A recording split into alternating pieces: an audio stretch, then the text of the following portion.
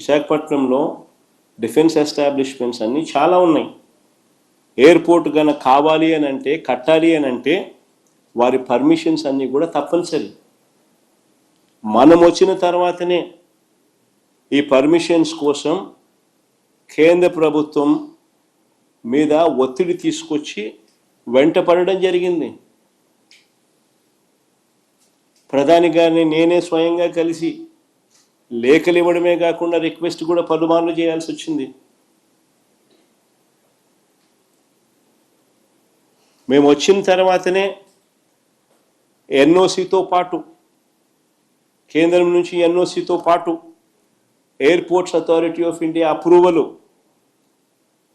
BCAS approval అంటే bureau of civil aviation security approval, ministry of defence approval, ministry of civil aviation approval, environmental clearance, NOC for closure of existing airport INS Dega, NOC from central government, financial closure of all participating banks. ఇవన్నీ కూడా మా హయాంలో జరిగాయి. ఇవన్నీ కూడా మా హయాంలో జరిగాయి. వైఎస్ఆర్సీపీ ప్రభుత్వం అధికారంలో ఉన్నప్పుడు జరిగాయి.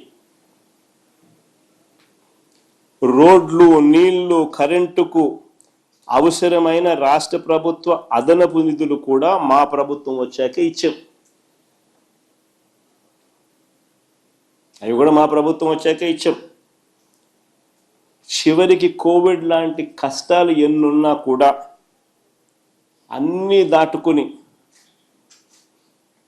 ఫోకస్ పెట్టాం కాబట్టి ఈ ప్రాజెక్టు 2023 మే 3వ తారీఖున ముఖ్యమంత్రి హోదాలో నేను శంకుస్థాపన చేశాను.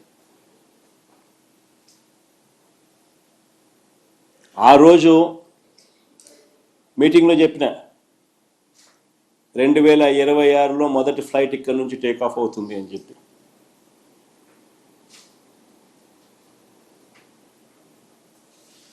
అంతేకాదు, ఎయిర్పోర్ట్ ఒక వైపున కడతా ఉన్నప్పుడు ఎయిర్పోర్ట్ కనెక్టివిటీ రోడ్డు కూడా ఈక్వల్లీ ఇంపార్టెంట్. దాని గురించి కూడా అప్పట్లో మేము ఆలోచన చేసినాం. సిటీ నుంచి ఎయిర్పోర్టుకు 55 కిలోమీటర్లు కనెక్టివిటీ రోడ్డు, 77 మీటర్ల వెడల్పుతో 6 లేన్ రోడ్డు మా హయాంలోనే. అది ప్లే చేయండి ఒకసారి, గడ్కరీ గారిని ఒకసారి పిలిపించి ఆయన ఏమన్నాడు ఒకసారి వినండి. From the Chief Minister, మొదటి నుంచి పెట్టు. that is the making of 6 lane Vizag Port Highway మొదటి నుంచి పెట్టు. and NS16 near Bhogapuram. The important demand from the Chief Minister is with me. That is the making of 6 lane Vizag Port Highway and NS16 near Bhogapuram. The length is 55 kilometer, cost is 6,300 crore, and state is going to contribute for land and giving me some concession. I already request the Chief Minister and the Chief Secretary. They have given me the letter and also 157 acre of land for multimodal logistic park they are giving. From my ministry, I am sanctioned this important project, which is very important for Andhra Pradesh and dream project of Honorable Chief Minister. Many times he requests me about this proposal. Today I am happy that we are sanctioning this project. Connectivity road కూడా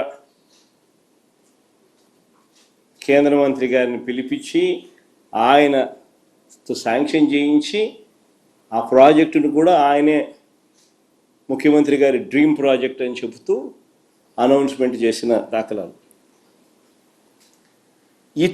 ఆశ్చర్యం ఏందనంటే, credit తీసుకోవాలని ఇంత తాపత్రయపడతా ఉన్న వీళ్ళు అసలు ఆ ప్రాజెక్టులో ఆ రోడ్డు దాని తర్వాత అడుగులు ముందుకేలా మన ప్రభుత్వం పోయిన తర్వాత, ఈ 2 ఏళ్లలో వీళ్ళు వచ్చిన తర్వాత